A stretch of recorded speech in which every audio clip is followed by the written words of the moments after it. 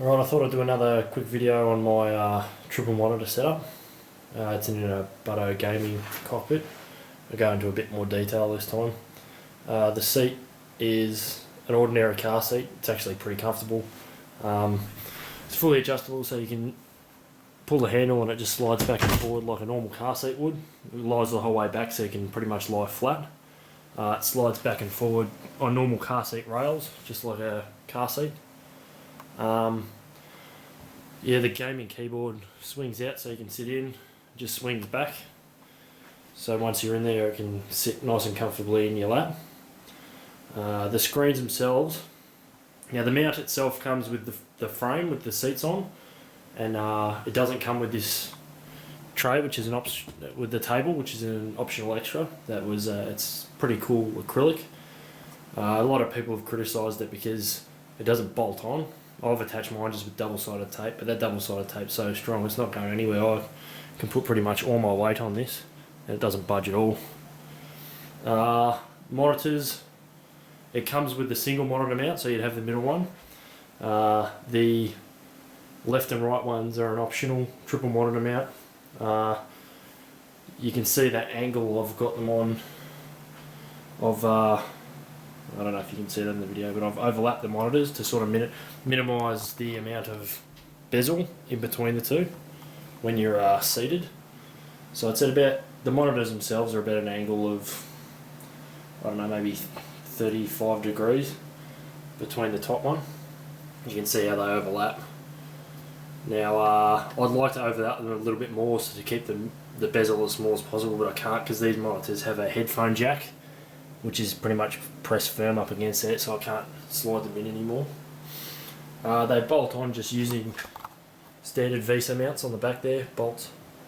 One problem I did note with the Bezel triple monitor mount is these, I think they're supposed to be flipped around the other way, but the centre hole is offset, so see how it would foul on that, which means I can't turn around. Either way, they're both, so I've had to flip the mount around facing the wrong way, which actually allows for a lot more adjustments. So I've just got it in the perfect spot, then tightened it up as much as I can, and it hasn't moved yet, so I don't think it should be an issue. These ones I haven't bolted too tightly, so this is actually still movable. I don't want to move it now because it'll screw up my bezel compensation, but yeah, it does. I just got a Trackir as well. I'll give a little demo of that in a minute. It's just an infrared camera that works off head tracking.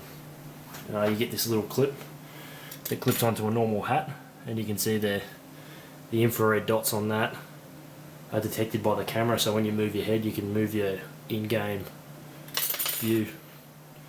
I'll try and take a video now, I'll run it through a game. I've got the camera now about where your head sits, so you can sort of appreciate the panoramic view you sort of get at that angle, in the 35-degree angle.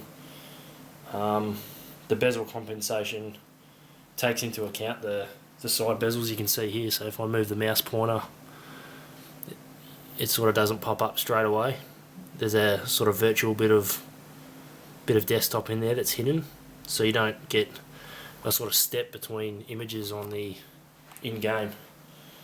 Right, so I'll fire up a game now that's got head tracking and see if I can sort of get a view of the experience on it. Because a lot of videos on YouTube that show Eyefinity just sort of show a view like this, so you don't appreciate the immersion level you get in game. I'll fire up a game now and see how she goes. So I've got the Trackir turned on. You can see just barely make out the infrared lights around the infrared camera on it. The software's running. That's how the little thing clips onto the front of a hat, and you just wear a normal hat, which clips on pretty easy. The way it works is that camera sort of picks up the infrared dots on it, and depending on where you move your head, I don't know if you can make that out, it moves the cursor in view. You can sort of see up on the software here how it picks up the three dots on top of the hat, and then if you move your head left and right, that's how it translates it to in-game. It's a pretty cool setup. Works really well in-game. I'll try to get it on tape now. Alright, I fired up Arma 2. This is Arma 2 with the ACE2 mod. So you can sort of see the view you get with the Eyefinity setup. It's a massive wide field of view. A lot of people criticise Eyefinity because of the bezels for one thing. Honestly, until you've sort of played it, you don't really appreciate how much you just really forget that they're there, to tell you the truth, once you get sort of immersed into the game. They also sort of criticise that the fact that the side monitors are a bit warped. You can sort of see, like, as I pan around to my offsider here, see he sort of stretches as he gets to the edge here. Obviously, because it's a massive 3D world, the camera would be getting closer to him as I go around behind me, because he's standing off on that angle, if you get what I mean. As I scroll around there, he'd be getting closer to me, so it takes into account that, and it warps it as he's getting further around. Now, it sort of works, once you get used to using this as the side monitors as peripheral vision only, so you're sort of still focusing on the center monitor, but these ones are used as peripheral vision, so just like the human eye, you catch movement into these and then you'd look at it. So you sort of get used to that warp, and you forget about it, to tell you the truth. Now I'll just I'll take a knee and I'll switch to first person view. Now this is with the Trackir, so I'm not moving any keys at the moment, but I'm moving my head so I can look around, and obviously you've got the peripheral vision as well, so you catch movement there. I move my head and look at it, and it snaps it to the front monitor anyway. Now the cool thing about, I'll just stand up. Oh no, I've lied down. I'll just stand up. The cool thing about the Trackir is it's 6 degrees of motion, so if I move my head forward, it zooms in. Sorry, it's a bit awkward doing it while I'm holding the video camera, but I can also look off axis when I'm looking down my sight, so I could be looking and I'm still moving off axis even though I'm looking straight down the sight. You can't do that in most games. So I can be moving forward and shooting and looking down there, and shooting accurately at targets down there, and still looking off center at what's going on around me, if you understand. So you sort of catch the movement in your eye. Where is he? You catch him in the peripheral vision, and then you sort of snap your head around, look at it, and then you'd bring your weapon to bear on it, and you can look right in on it. It really is a pretty cool setup, especially when flying aircraft, which I'll show you in a second. But alright, so I've just jumped in the editor and thrown an empty Apache here, so we'll jump in that fucker and go for a run.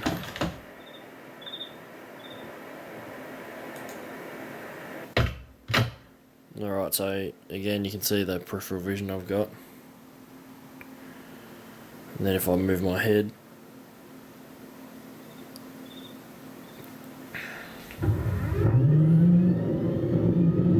alright, so you can see all I have to do is lean forward and it zooms in on the HUD. And it's a helmet mounted HUD obviously, so it moves wherever I move my head, which is pretty cool for when you're in the gunner's seat. Let's turn it down a bit. Pretty cool when you're in the gunner's seat because you can move the cannon with your head, just like in the real thing, I hear. Bear with me, it's pretty difficult to fly and hold a video camera at the same time.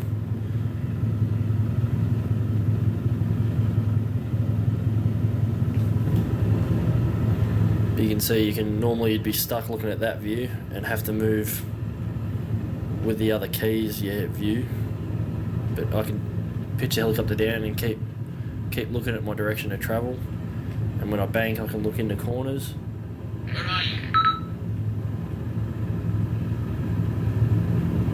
And I've got all that peripheral vision. You can see how it's warped on that side. Like I said, once you get used to it, you don't even really notice it.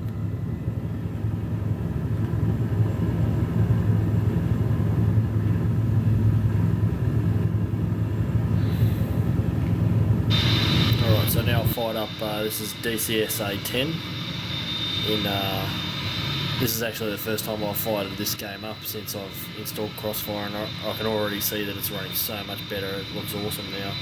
Now this one's got Eyefinity obviously as well. You can see this one's got full range of movement, so if I tilt my head, you can tilt, I can look sideways and forward.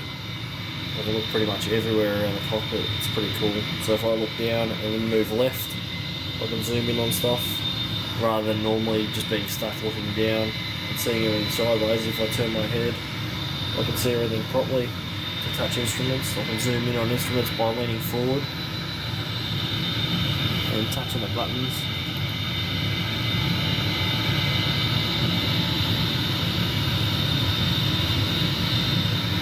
Zoom right up in on instruments to touch buttons.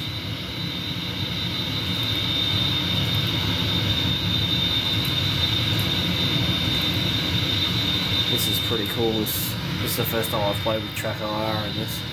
But obviously this is me sitting usually in the cockpit, and you can see the warning autopilot.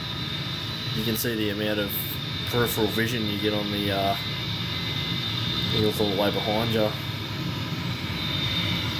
I try and keep my head still and just move the camera so you can see the amount of immersion you get in this game is just awesome. Especially with the Trackir.